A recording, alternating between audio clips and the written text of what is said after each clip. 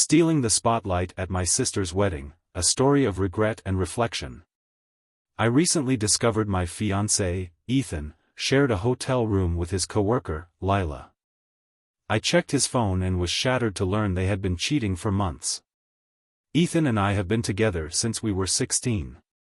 Communication has always been a cornerstone of our relationship, and I truly believed we had something special. We got engaged 6 months ago, and our wedding is set for October. I was so excited about the future, until this.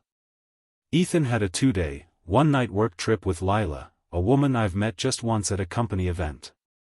From the moment I met her, I was uneasy. Lila is gorgeous, bubbly, and overly flirty, everything I'm not. To top it off, she's married. I didn't love the idea of Ethan traveling with her, but I didn't want to seem insecure, so I let it go. To surprise Ethan, I picked him up at the airport. He didn't expect me, and neither did Lila, who looked visibly uncomfortable when she saw me.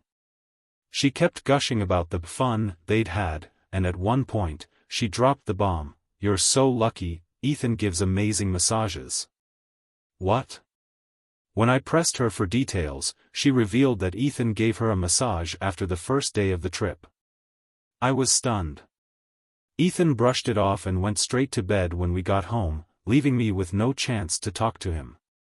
Later, I found the hotel papers in his bag: 1 room, 1 queen-sized bed, and a couch that folded out into a bed. I felt sick. I hadn't asked about the sleeping arrangements beforehand, and now I was consumed by doubt. Was I overreacting? Was this even okay? I fought the urge to snoop on his phone for a while. But eventually, I gave in. July 18, 2019. I caved. I unlocked Ethan's phone using his fingerprint. He always said it was convenient, but now I see it differently. I found months of messages between him and Lila, conversations that made me feel like a fool. They'd been laughing at me behind my back and had been sleeping together for months. The most heartbreaking discovery?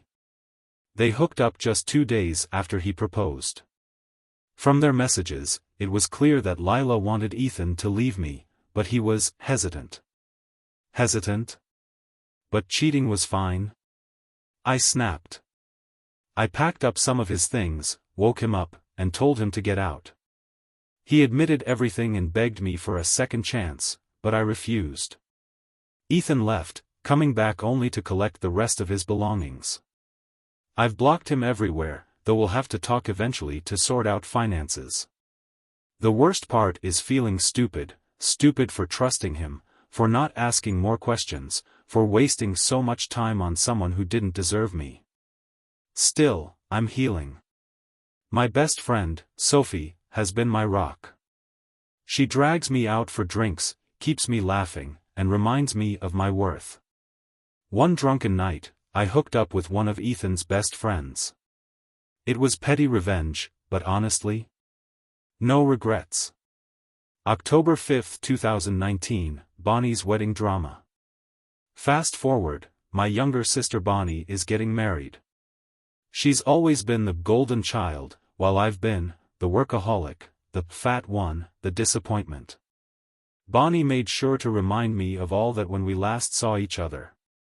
She poked fun at my weight, mocked my single status, and even suggested I'd never find anyone if I didn't lose weight.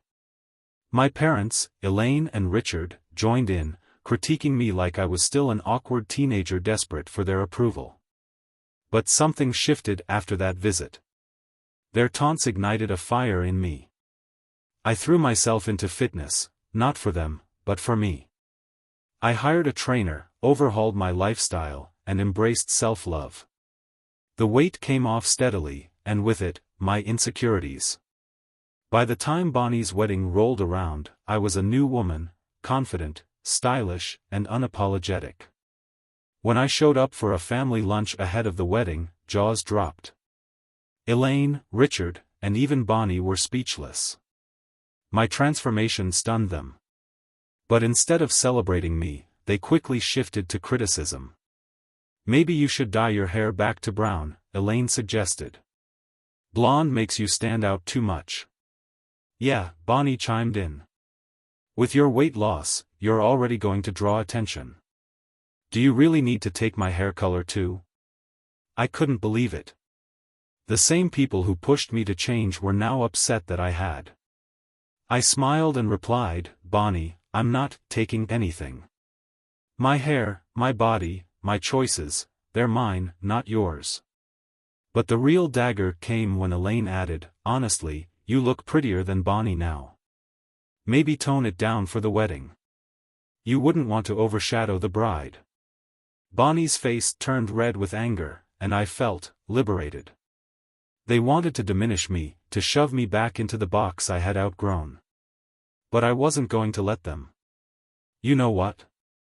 I said, standing up. For years, I let you define me, made myself smaller so you could feel bigger. But not anymore. I'm proud of who I am, and if that makes you uncomfortable, that's your problem, not mine. Then, with Bonnie fuming and Elaine speechless, I grabbed my bag and left.